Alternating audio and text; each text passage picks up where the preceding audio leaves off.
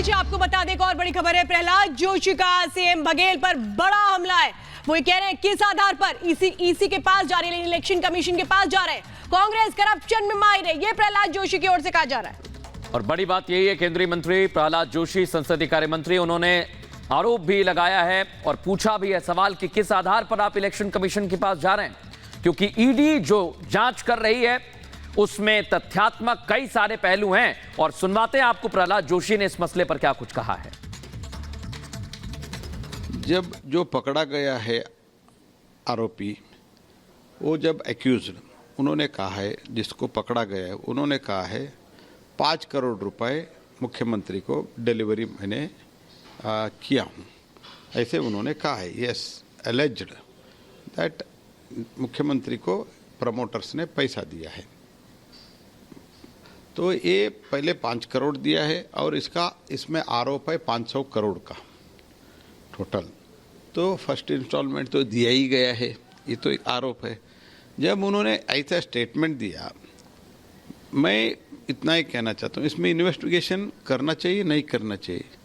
ED का statement क्या है, हम इसमें इन्वेस्टिगेट कर रहे हैं। तो ये अगर चुनाव आयोग के पास जा रहे हैं तो क्या चुनाव आयोग के पास ये डिमांड लेके जा रहे हैं क्या, जो पैसा मिला है, हमको जो मिला है, इलीगली जो हुआ है, करप्शन जो हुआ है, मनी लॉन्ड्रिंग हुआ है, फिर भी इंक्वायरी नहीं करना, इसका डिमांड ये है क्या चुनाव आयोग के सामने? ये क्या चीज़ लेके चुनाव आयोग के पास जाना चाहते हैं, मुझे तो समझ में नहीं आया है। ये तो सामान्य नागरिक, आम नागरिक को ये समझ में भी नहीं आ रहा है, हमको भी समझ में नहीं आ रहा है कि जब पैसा मिला है, एक इसमें जो पकड़ा गया है व्यक्ति बोला है मुख्यमंत्री को ऑलरेडी पैसा पहुंच गया है, तो उसका इन्वेस्टिगेशन हुआ नहीं होना है, इतना ही मेरा प्रश्न है बघेल जी को।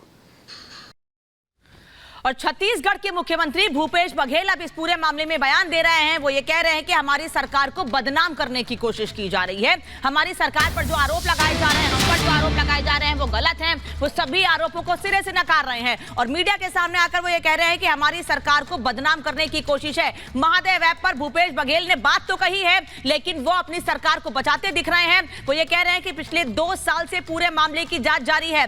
बहुत ज्यादा बातें इसके पहले नहीं कही गई थी, लेकिन जब लगातार यह सवाल पूछा गया कि मुख्यमंत्री क्यों नहीं बोल रहे, जब उनका नाम सामने आ रहा है इस मामले में, तो वो कह रहे हैं हमारी सरकार को बदनाम करने की कोशिश है। सुनिए क्या कहना है। केंद्र सरकार को चाहिए कि ऐसे सभी खातों की पहचान कर उनको बंद कराया जाना चाहिए। उसमें जमा राशि को राजसात कर लिया जाए, तभी ऑनलाइन सट्टा पर नियंत्रण पाया जा सकता है। हमने 3-4 हजार फर्जी बैंक अकाउंट बंद कराया है। 2 साल से जांच चल रहा है। छत्तीसगढ़ के बच्चे को पता है कि मेन प्रमोटर रवि उप्पल और सौरभ चंद्राकर है। ईडी को पता ही नहीं है। और 17 तारीख को ऐसी कहानी आते रहेंगे, आप देखते सुनते रहिए, एंजॉय करिए। बीजेपी को पता है वो हार रही है। इनको अपने आका के लिए छत्तीसगढ़ का खदान चाहिए, इसलिए प्राण लगाए हुए हैं। दूसरी बात यह है कि ये एक जो बंदा नया आया है, आप ईडी के जो प्रेस रिलीज है उसमें उसको बताया गया है कि ये जो महादेव का है उसका एक अधिकारी है।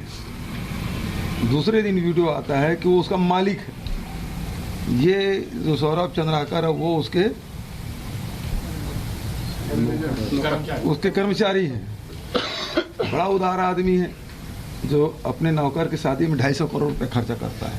आज तक हमने नहीं सुना कि विश्व में, दुनिया में ही नहीं सुना है कि अपने नौकर के शादी में 200-250 करोड़ रुपए खर्च कर रहे, लेकिन इन्होंने किया है।